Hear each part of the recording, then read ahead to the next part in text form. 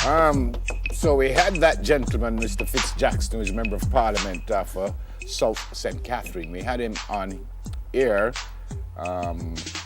really saying that what the banks were doing in some areas, they shouldn't have been doing that. So they've been,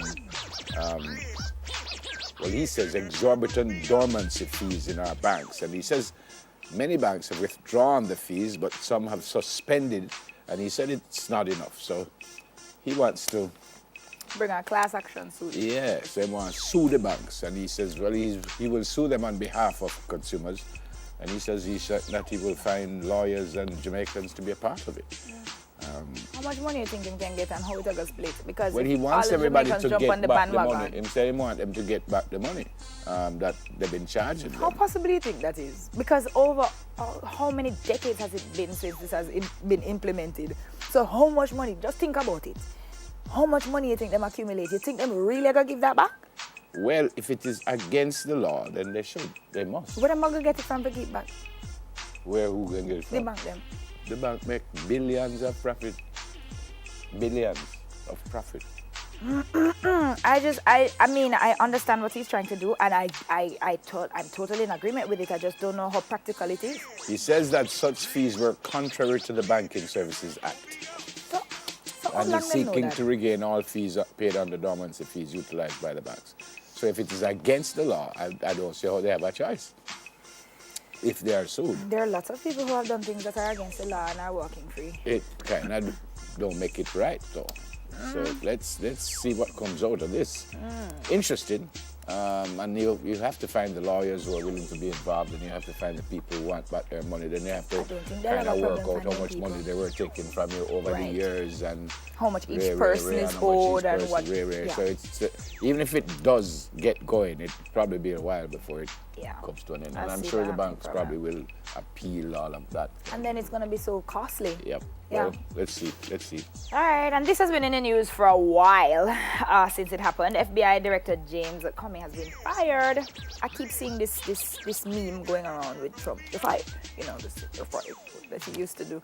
He seems to do this very well, fire people. He strikes again, and the firing came at a time when he was leading an investigation into whether or not members of the Trump campaign colluded with Russia to influence the election. That's the 2016 election. As far as I know, this is the first time an FBI director has ever been fired in history.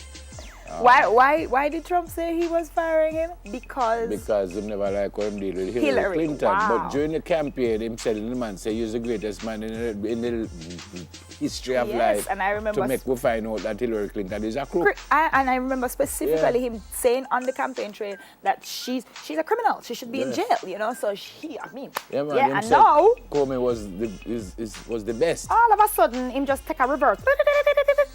I don't like what you did to Hillary. Is that the real reason? Somehow I don't think so. What's the reason you think? Well, nothing that he does anymore surprises me. Could it be because he's being investigated? Obviously, that must be it. And it's interesting to see who they will put in charge of the investigation now.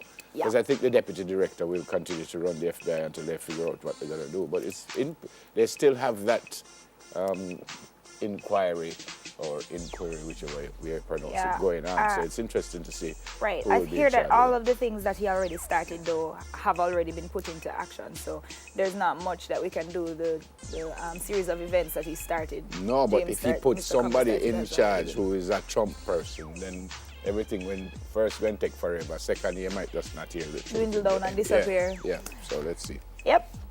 What's next?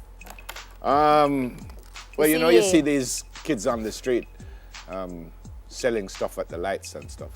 Well, apparently it's illegal for them to beg, but it isn't illegal for them to sell. And the CDA wants to stop that. It says that they want to stop they say the Child Care and Protection Act prohibits a person from using or allowing a child in their custody to beg. But the agency wants this to be extended to include selling. And then apparently they use almost like a guise that they are selling stuff, but in effect they are begging. And what I did know, it says a survey conducted in 2002 showed that an estimated 6,500 children live and work on the streets. Yeah. That I didn't know. And And that's a whole lot of kids. 6,500 living. It says live and work. But I remember seeing a little boy leaving halfway through primary and changing his clothes and going on the side of the road to sell. Yeah, I remember seeing it. Yeah, I well- saw him take off his uniform, put on clothes, and go and sell. Well, there was one who asked me for money. He was cleaning the windshield. And I asked him how much money he had. And he said he just wants to get his lunch money. Yeah. And he's going back home. And It's I like says, how they much? He says he support just want to get themselves. $500 and he went to a high school. He goes to a high school in Jamaica.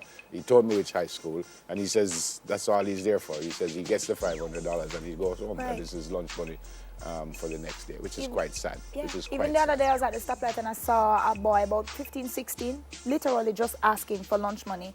And I Yeah. said to myself, I mean, is it at a point now where these children have been forced to survive, to take care of themselves? In a And way if we it is. ban them from selling, how do they do that?